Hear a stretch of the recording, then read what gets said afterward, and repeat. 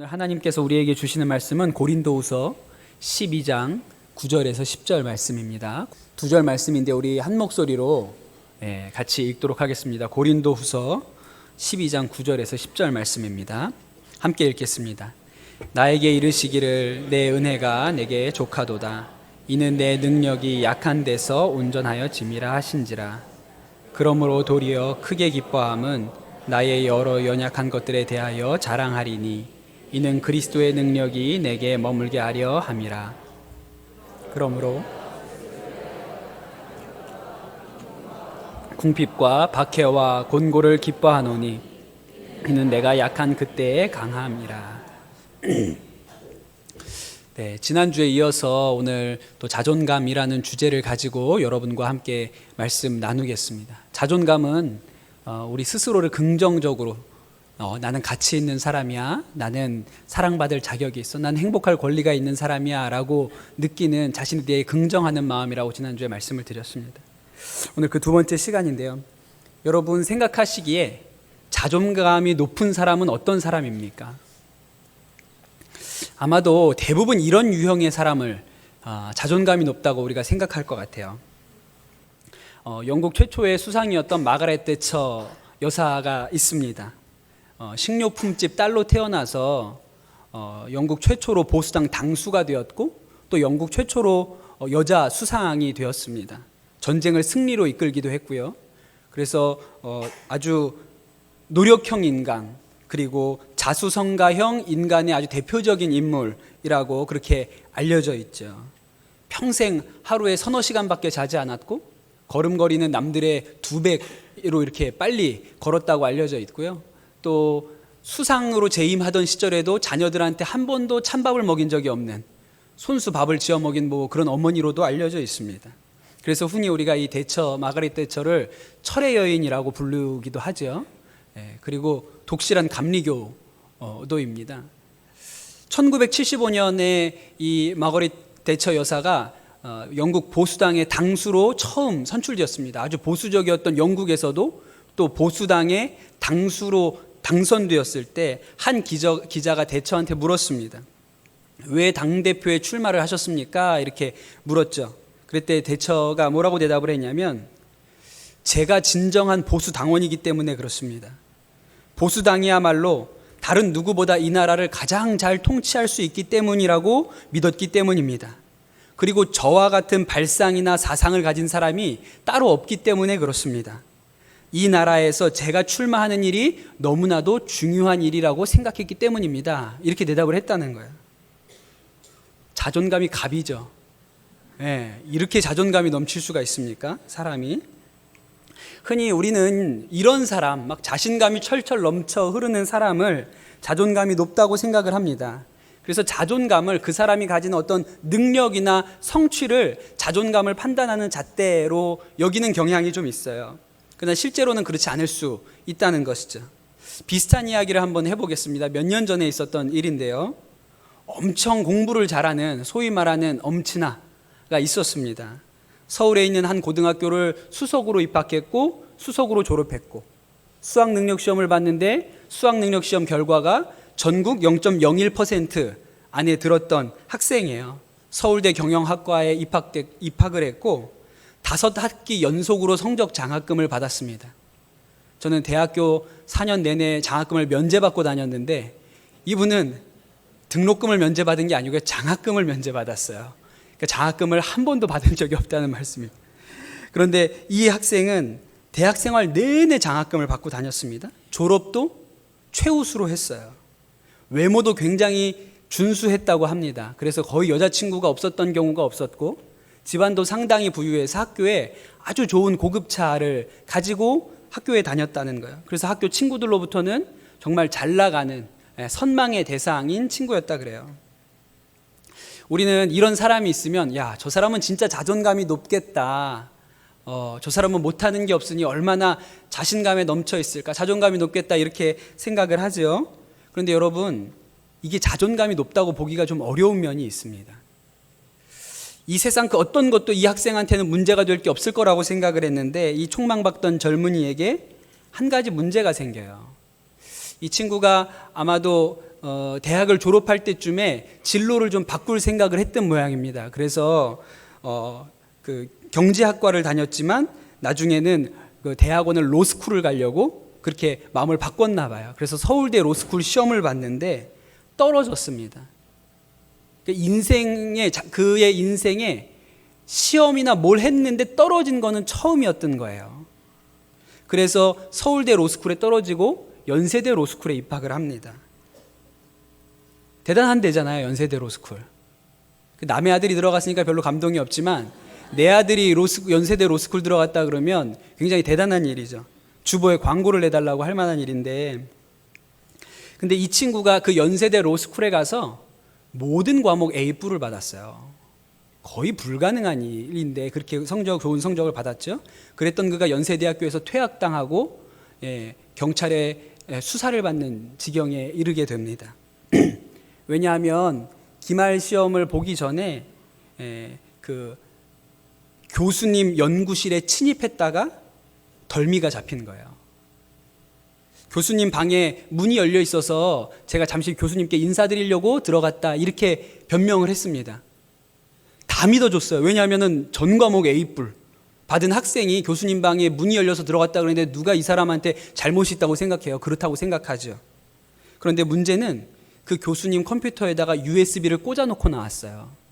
근데 그 USB에 해킹 프로그램이 들어있었고 그 해킹 프로그램이 컴퓨터에 깔려 있었습니다. 원격으로 그 컴퓨터를 조종할 수 있는 해킹 프로그램이 깔려 있었던 거예요. 그런데 문제는 그 교수님 컴퓨터뿐만 아니라 다른 교수님의 컴퓨터에도 똑같은 해킹 프로그램이 다 깔려 있었다는 거예요. 이 친구가 컴퓨터 해킹을 통해서 교수님들의 시험 문제를 미리 뽑아냈고 그걸 가지고 시험을 봐서 A+를 다 받았던 것이죠. 여러분, 이 학생, 이 친구가 자존감이 높았을까요? 아마 본인도 그렇게 생각했을지 모르겠어요. 아, 나는 참 자존감이 높은 사람이야 라고 본인 스스로도 그렇게 믿었을지 모릅니다. 나는 남들보다 뭐든지 잘할 수 있어. 난 다른 사람들보다 뛰어난 사람이야. 그렇게 생각을 했을 수도 있죠. 그러나 여러분, 그의 생각과 반대로 그는 자존감이 낮은 사람입니다. 왜죠? 자신이 1등이 되어야만 사람들에게 인정받을 수 있다고 생각했기 때문이에요. 1등이어야만 사랑받을 수 있다고 생각하는 것이죠. 1등일 때만 자신의 인생이 가치 있다고 여겼기 때문이에요. 그러니까 서울대 로스쿨에 떨어지고 연세대에 간 것은 그의 인생의 치명적인 오점이었던 것입니다. 사랑받지 못할 사람이 되어버린 것이니까요. 그러니까 거기서는 무조건 1등 해야 된다고 생각을 했던 것이죠. 자신의 낮은 자존감을 보상받기 위해서 더 많이 노력했던 것입니다. 이런 것을 방어기제라고 합니다. 이런 경우는 1등을 해도 늘 두렵죠. 1등을 하지 못할까 봐. 그러면 나는 가치가 없는 사람이 될까 봐 늘 두려운 거예요. 보통 우리는 자존감이 낮다고 하면 나는 잘하는 게 별로 없어. 나는 남들보다 못생겼어. 나는 공부를 잘 못해. 그래서 좀 위축되어 있고 소심한 사람, 이런 사람을 자존감이 낮다고 생각해요. 맞습니다. 그것도 자존감이 낮은 어떤 보편적인 모습이라고 할 수 있죠. 그런데 겉으로는 굉장히 능력이 뛰어나고 자신감이 넘쳐 보이는 것 같이 행동을 하는데 실제로는 자존감이 낮은 경우가 있어요. 앞에 말한 유형은 스스로도 자존감이 낮다고 생각을 합니다. 나는 잘하는 게 없어. 난 자존감이 낮아. 이렇게 생각해요. 그러나 후자는 스스로 자존감이 낮다고 생각하지 않습니다. 나는 뛰어나, 남들보다 더 나은 사람이야 라고 하지만 실제로는 늘 쫓기는 인생을 살게 되는 것이죠. 여러분, 자존감이 높다는 것은 내 능력이 남들보다 뛰어난 사람이라고 생각하는 것이 아닙니다.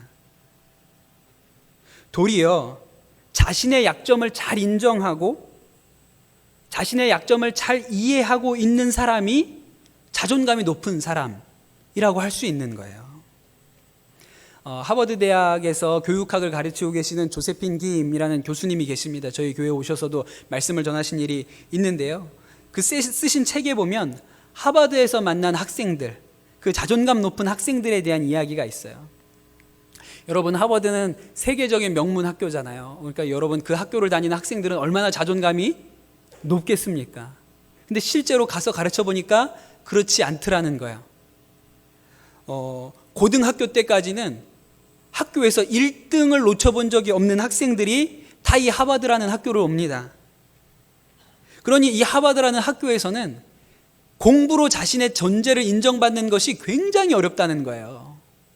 한 번도 1등을 놓쳐본 적 없는 애들만 모아놨으니까.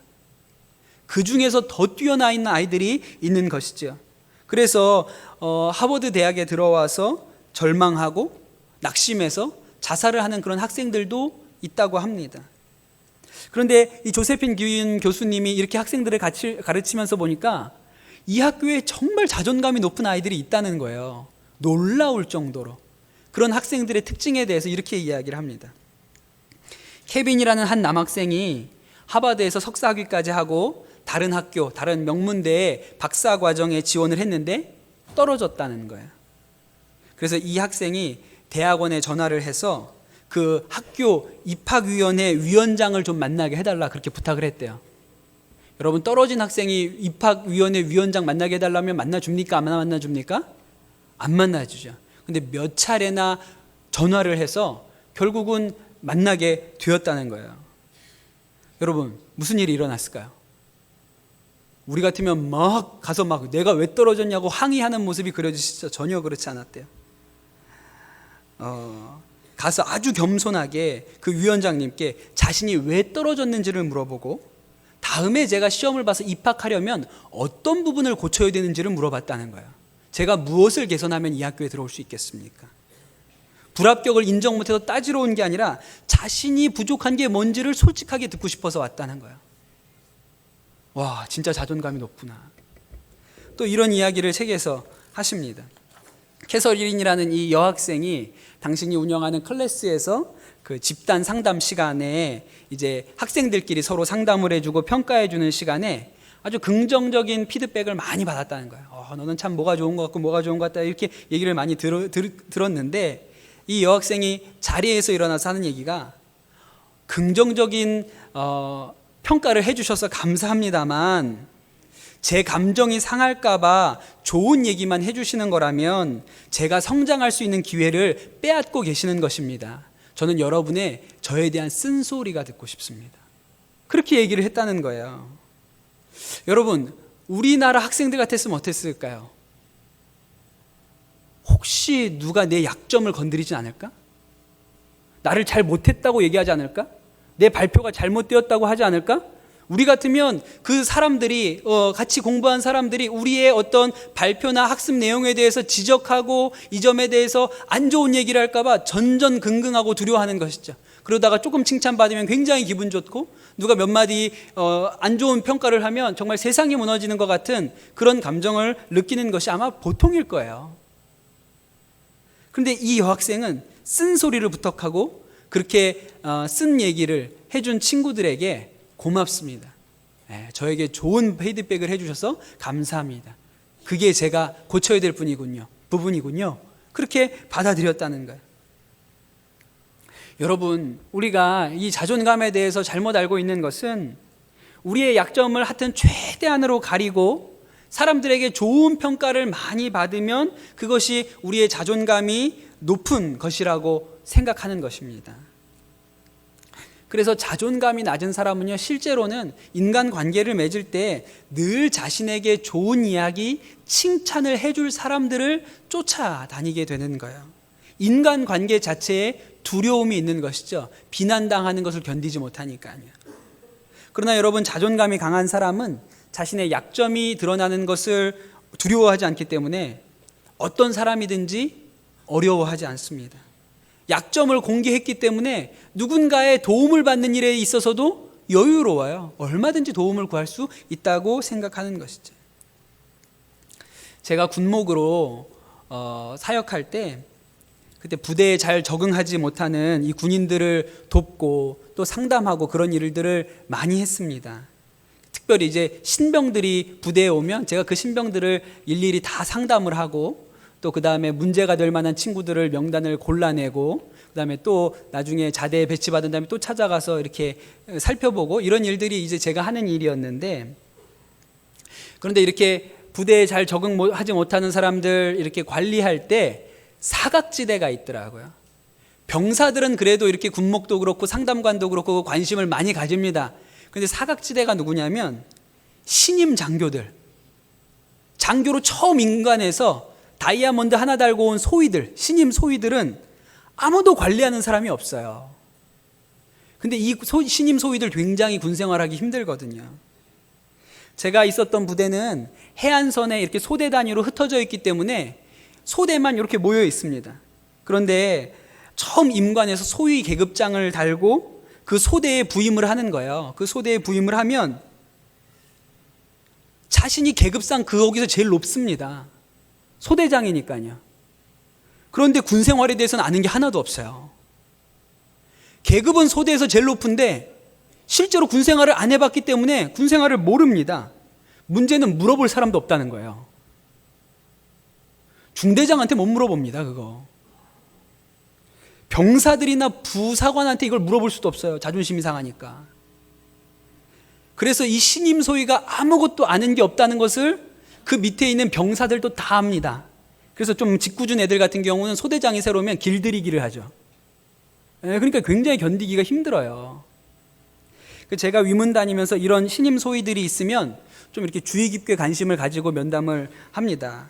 그런데 이렇게 얘기를 해보면 안심이 되는 경우도 있고 불안한 경우도 있어요. 신임 소위한테 물어보죠. 어떻게 지내세요? 잘 지내고 있습니까? 잘 적응하고 있어요? 이렇게 물어보면 이렇게 대답하면 되게 불안합니다. 괜찮습니다.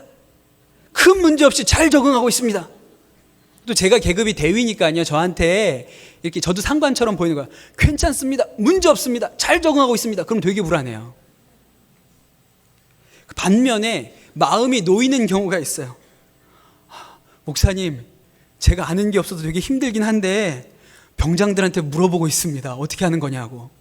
애들이 그래도 잘 가르쳐 줍니다. 그러면 안심이 돼요.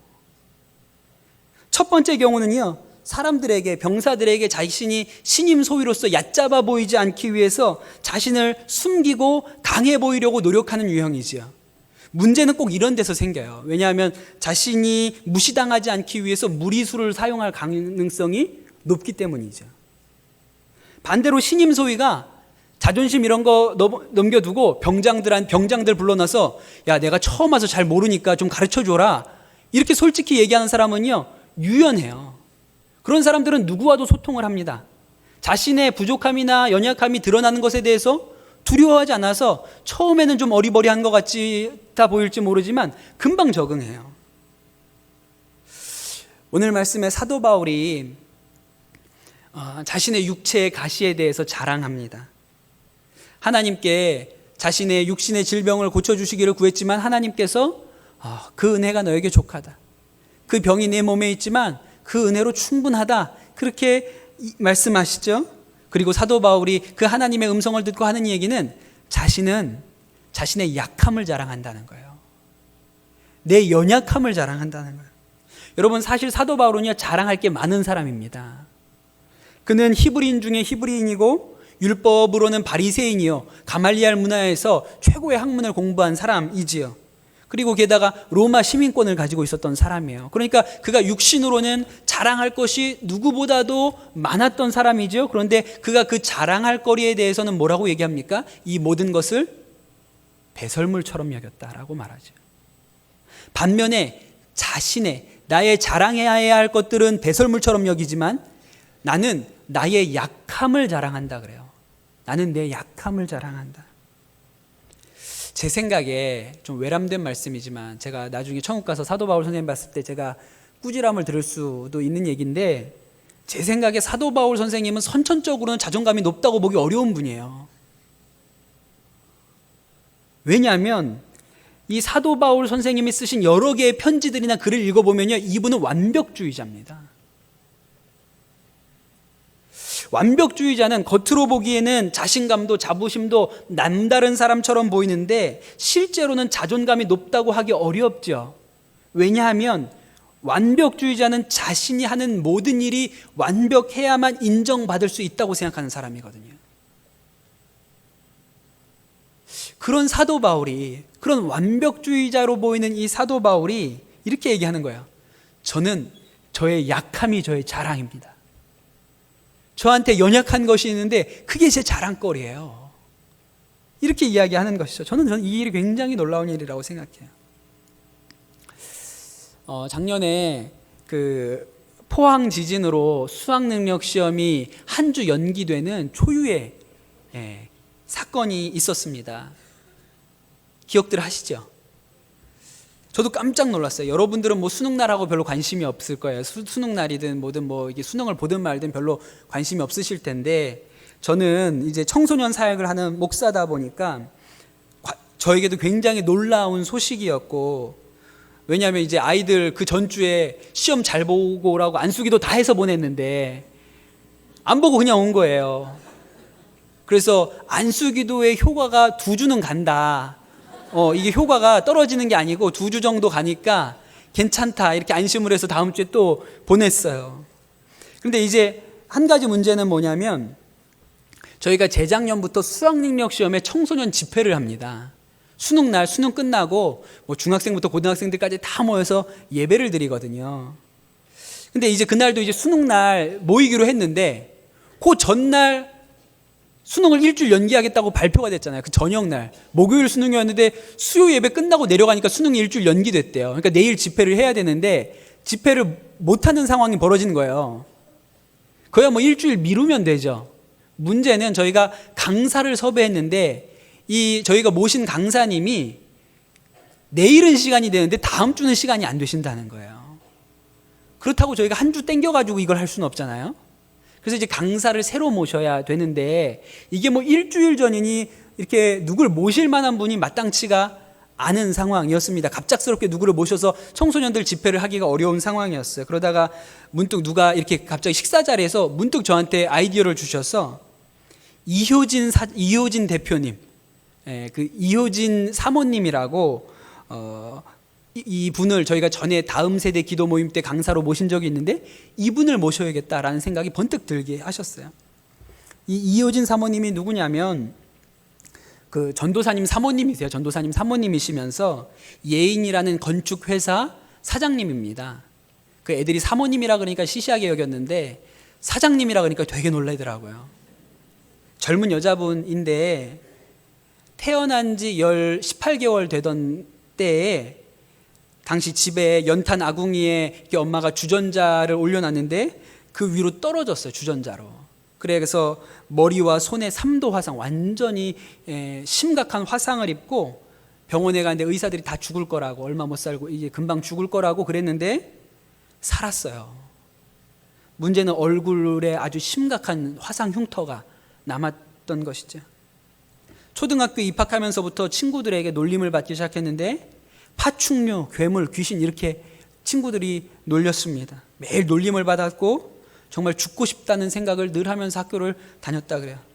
중학교 2학년 때 선생님이 소개를 해주셔서 화상 무료 수술이 있다고 해서 거기를 찾아가서 수술을 받았는데 이 수술이 실패해서 화상의 흉터가 훨씬 더 심하게, 그래서 얼굴이 일그러졌습니다. 알고 보니까 그 무료 수술이라는 게 일종의 실험 같은 거였던 거예요. 그래서 나중에 정말 자신을 이 실험 대상으로 이용한 이 의사를 나중에 내가 복수하겠다. 그럼 아주 분노와 노여움을 가지고 그렇게 살았다 그래요. 아주 고통스럽고 우울한 사춘기를 보냈고, 그렇게 해서 대학에 진학을 했는데 대학생이 되었다고 달라지는 것은 없었습니다. 여대에 진학을 했는데 친구들을 보면 너무 예쁘고 늘 뭐 미팅도 나가고 남자도 만나고 너무 행복한 것 같은데 그거에 비하면 자신은 너무나도 인생이 고달프고 슬프게 느껴졌던 것이죠. 늘 열등감에 시달렸습니다. 결국 대학 다니면서 자살 시도를 하죠. 약을 모아서 약을 먹고 죽으려고 시도를 하는데 실패하고 살아납니다. 대학을 마치고 엄마가 일으켜줘서, 엄마가 용기를 줘서 네가 죽으면 나도 죽어.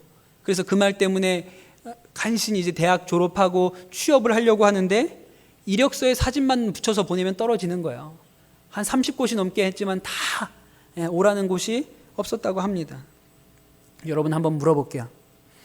이렇게 살아온 사람이 있다면 이 사람이 자존감이 높을 수 있을까요? 없을까요?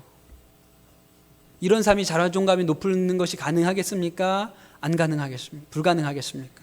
불가능하겠죠. 그런데 제가 이 이효진 사모님을 청소년 집회 강사로 모신 이유는 제가 일전에 강사로 모셨을 때 만나보니까 이분이 너무 밝고 긍정적인 거예요. 이렇게 에너지가 있어요. 긍정적인 어떤 사람들을 만나면 그 사람에게 이렇게 긍정적인 기운과 에너지가 있는 것을 이렇게 느끼게 되는 경우들이 있잖아요. 근데 이분이 굉장히 유쾌하고 긍정적이신 거예요. 사실 여러분, 청소년 집회는요, 강사를 모시기가 굉장히 어렵습니다. 회중이 보통이 아니거든요.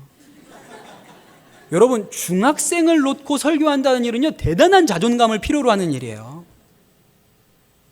그거는 진짜 자존감이 강하지 않으면요, 완전히 무시당하고 조롱당하는 느낌을 받습니다. 강단에서요.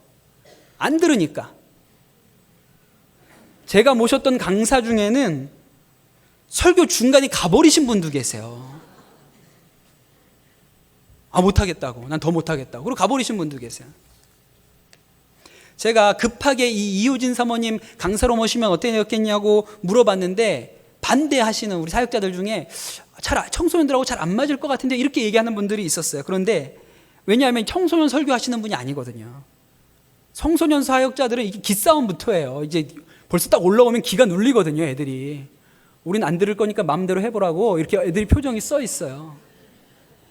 근데 이분은 이제 사모님이시고 사장님이시고 말씀을 전문으로 하시는 사역자가 아니시니까 이게 우리 애들을 이렇게 말씀으로 끌어갈 능력이 있겠나 이런 생각이 들었던 것이죠. 근데 저는 우리 애들한테 통할 것 같더라고요. 왜냐하면 이분한테서 느껴지는 이 에너지가 굉장히 긍정적이에요. 유쾌해요. 말씀하시는 일에 흥이 있고 신이 있어요. 저는 애들이 들을 것 같더라고요. 근데 말이 맞아요. 제 생각이 맞았어요. 애들이 말씀을 잘 듣고 은혜도 받고 충격도 받았습니다.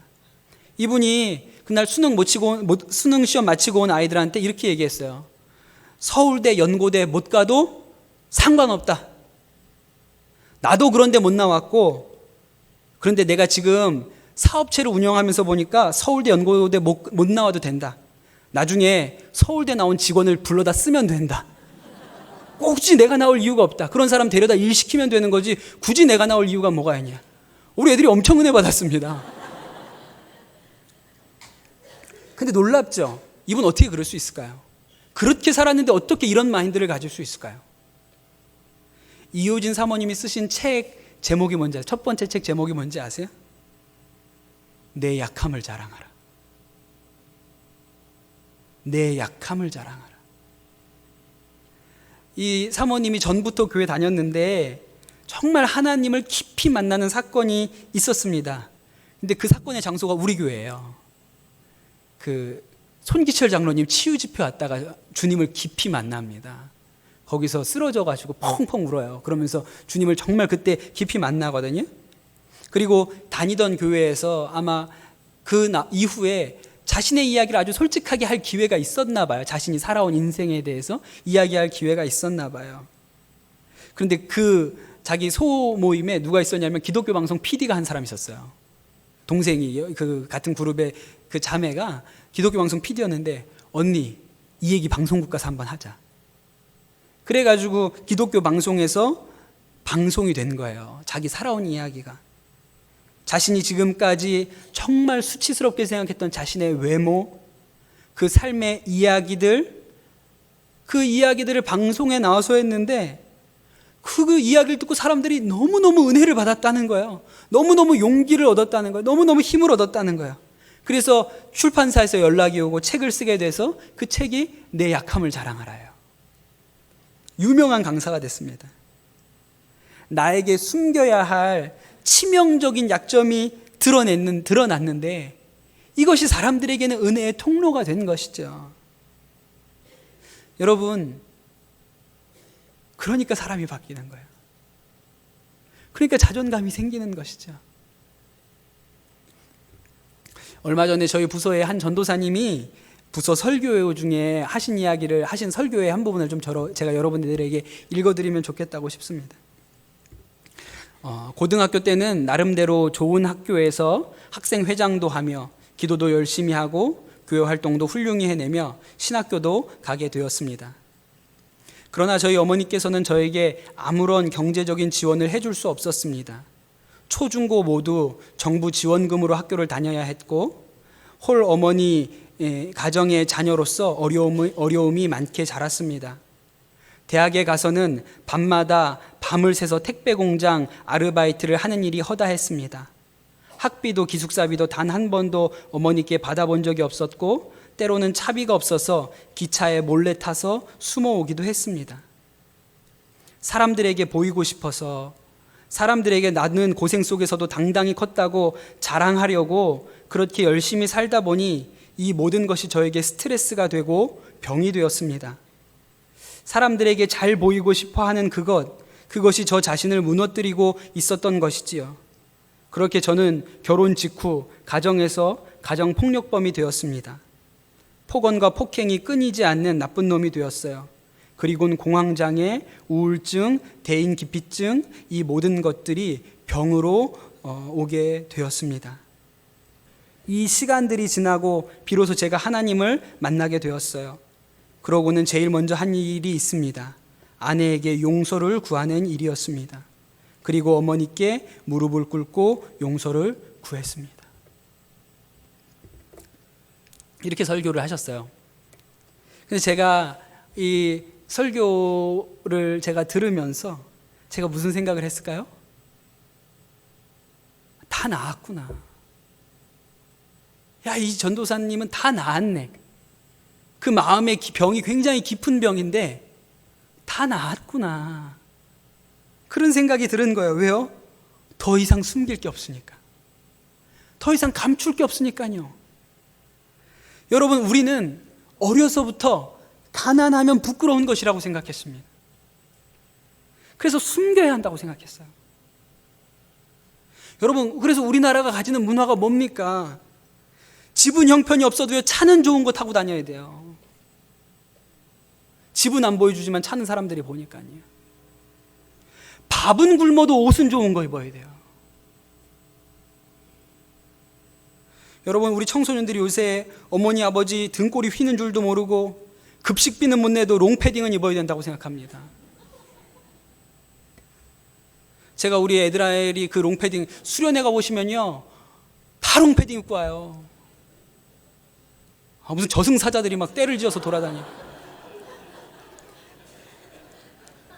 제가 그런 애들한테 뭐라 그러냐면, 야, 그건 우리 교회 교통국 봉사대원들이 10년 전부터 입던 옷이다, 그거는. 그 옷 필요하면 주차 봉사 그거 신청해라, 니네. 다 한 벌씩 준다, 그러면. 단 등 뒤에 교통국이라고 써있다. 그거 입고 학교 가는 애가 진짜 자존감 높은 애다.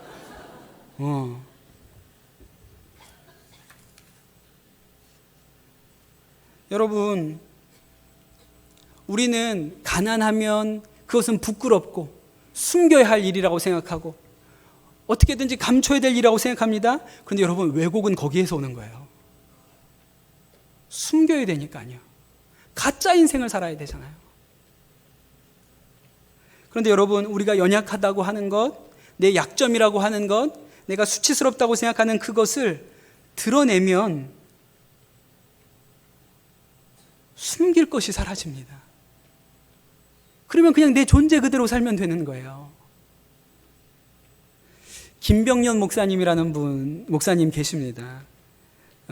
아내가 막내를 낳고 얼마 후에 뇌경색으로 쓰러져서 지금까지 10년이 넘게 그 아내를 간병하고 계신 목사님이세요. 저희 교회 오셔서도 말씀을 한번 전하신 일이 있는데, 그 막내는 태어나자마자 엄마가 쓰러져서 그 엄마 목소리 한번 들어본 적이 없죠. 깨어있는 엄마를 본 적이 없는 딸이에요. 이 아이가 8살이 되었습니다. 이제 생각할 나이가 되었죠. 지각이 있는 나이가 되었어요. 그런데 어느 날 수요 예배를 마치고 아빠랑 차를 타고 집에 오는 길에 이 막내가 아빠한테 그랬다는 거예요. 아빠, 우린 가난한데 왜 이렇게 행복하지? 목사님이 이 말을 듣고 되게 충격받았대요. 우린 가난한데 왜 이렇게 행복하지?